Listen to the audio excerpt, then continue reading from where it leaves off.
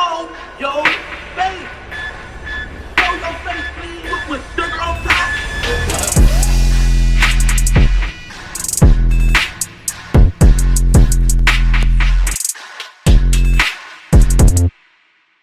Hey, what's up, y'all? Y'all know my slogan. I don't know it all, but I know what I've been through. Now, before we get into this video, make sure you check us out on Patreon at www.patreon.com/Hookah Anonymous _. You guys been telling us to create one for the longest, so we recently created a community where we will upload videos that we can't share on YouTube due to their guidelines. We'll also be dropping the latest to there first, behind the scenes information that you wouldn't find anywhere else on our socials. So make sure you become a member, and after you do that, head over to our official Instagram page at Hookah Anonymous _ and follow us there. Now without further ado, let's get into what you guys came here to see. Now, I know most of you know by now, or at least heard of the rapper hood fame Lil Ronnie, who was gunned down at Slappy's Car Wash located in Forest Hill, Texas. According to reports, he was at the car wash along with his 5-year-old daughter, who was also shot and unalived in the process around 10:45 a.m. Two males wearing blue jeans and gray sweaters got out of a white 4-door Kia, approached Ronnie's vehicle and began firing multiple shots and began chasing Ronnie down as he tried to get away. Surveillance footage would capture the whole thing and showed the moments Lil Ronnie was basically running for his life, but unfortunately, he wouldn't make it. However, being that everything was done in broad daylight, within hours of the shooting, police were able to identify who the two suspects were and issue warrants for capital M in regards to the two suspects, all within the same day. So even though they may have taken his life, it's safe to say that they ended theirs as well, because they'll be looking at least life for shooting and unaliving the 5-year-old girl alone. Now, the two names weren't released to the public, but the fact that they already have warrants out let us know that they have more than probable cause to arrest the guys that they have identified to be a part of the shooting. Now, according to social media, fingers have already been pointed in certain people's direction as to who may be behind the shooting, and since the incident transpired, everyone been pointing fingers at Little CJ Casino due to the ongoing feud between the two Texas rappers. Like I explained in the last video, whether CJ Casino had anything to do with it or not, social media is going to automatically point the fingers at him because he's the last person everyone publicly seen Ronnie beef with. Not to mention, he himself went live and warned Ronnie recently not to go to that same car wash ever again, and even put it on his mother. So you know he meant it. Now once again, I'm not saying CJ had anything to do with it, but this should serve as a great example as to why you shouldn't bring street business to social media.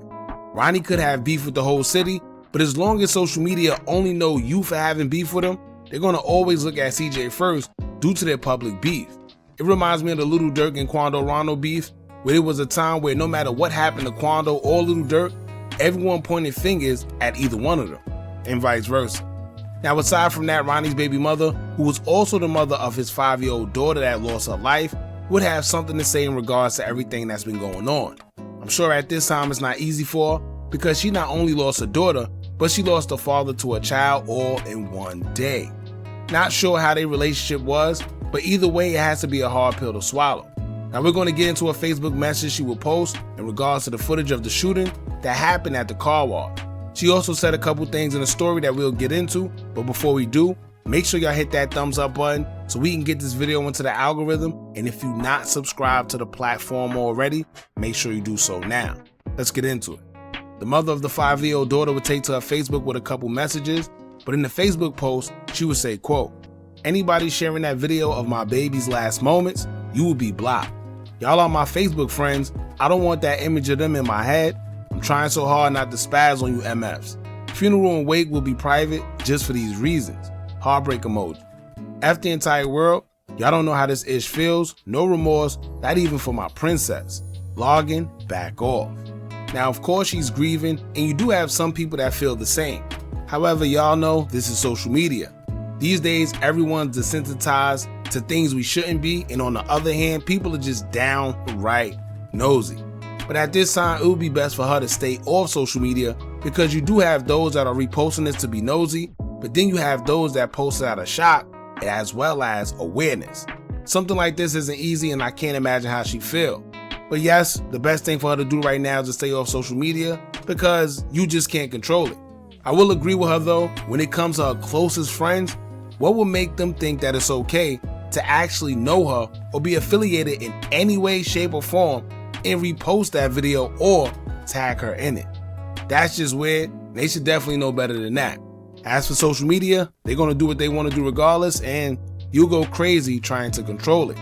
Now, she will have more to say in her Facebook story, as in the first slide, she would say, quote, "Y'all didn't deserve this. My God, y'all took my babies. God, please wake me up from this bad dream. My heart is hurting so bad." In the next slide, she would say, quote, "I'll never be okay. Y'all took my family, not one, but two. Heartbreak emoji. Ronnie baby, I'm so sorry. You knew where my heart was. Chink, mommy, so sorry. I wasn't there to protect you. Daddy tried his best. This hurts so bad. I'll see y'all soon. I'm gonna die making sure they pay. Heartbreak and dove emoji." In the last slide, she would repost a picture of her and Lil Ronnie and caption it saying, quote, "I'm sorry. I'm hurting so bad. Why you didn't hold on, Chuck? Heartbreak, dove, and sad emoji." So like I said before, she's definitely grieving, and I couldn't imagine how she feels losing not one, but two loved ones close to her all in one day.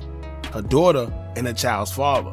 That's a lot to take in all at once, and on top of that, have to see videos of the two's last moments. There's people offering her help with grieving, as well as finances when it comes to the funeral, and I hope whatever it is she needs in reference to laying both of them to rest, she's able to receive. Now you have people with mixed emotions or opinions, because some say that he was living that street life and he knew what came with it. Some say that he was warned not to go to that car wash and ended up still going, and knowing that he was told not to go, he still went with his daughter. Now the kid is completely innocent, and it's unfortunate that she lost her life, but for the life of me, I'm still trying to figure out why he would even be out in the open knowing he had beef with his daughter, and then go somewhere he was told not to go with her. Like, I don't know. A lot of people know when you live in that life, you're really not supposed to be in the open with anybody who's not in the streets. And this is one of the main reasons why. Whether it's a grandmother, mother, brother, cousin, whoever, if they're not a part of the streets, you don't be with them in public if you're a target. You should know it's a possibility that an op could spot you, or you could spot an op and then it's on site. Typically, there's a rule that if you see a man with his kids, you give them a pass and catch them next time. But unfortunately, these days the streets don't got no morals, values, or principles, and the street code that once was is no longer a thing. Guys are shooting kids, women, and those two are supposed to be off limits. I said in the last video, it didn't seem like they purposely unalived the daughter, but some people commented and said that he was followed to the car wash, so they knew that he had his daughter with him regardless. I don't know how true that is, because I was under the impression that he was spotted at the car wash and ambushed that way. And the reason I don't get why he still decided to go to that car wash, especially with his kid, is because he was warned. I don't know if maybe it was like a pride thing, or maybe he even just went to flex and take a video at the car wash after being told that he couldn't go to prove a point. But if I was told not to go, I would have listened, because my instincts would have kicked in and told me that maybe my ops is somehow, some way linked to this car wash. It could be an employee that may be linked to your ops. Maybe your ops live not too far from there and could see. Maybe it's a fan that's a fan of your ops and seeing you and know that y'all into it. Maybe your ops just know your car. You never know. And for that alone, that would have made me not go. Sometimes you just got to put intellect over emotion, y'all. It's not about being scared. It's not about being weak. But a wise man will always last longer in the streets because they think before they make decisions. In life, period. But anyway, rest in peace to both of them. It seems like justice will be served soon, so I guess we'll just have to wait and see. Y'all jump in the comments and let me know what y'all think about this. Don't forget to like, comment, share, and subscribe. Hit that bell so you're notified every time we drop new content. And remember, as long as you keep on watching, I'm going to keep on dropping. And I'm out.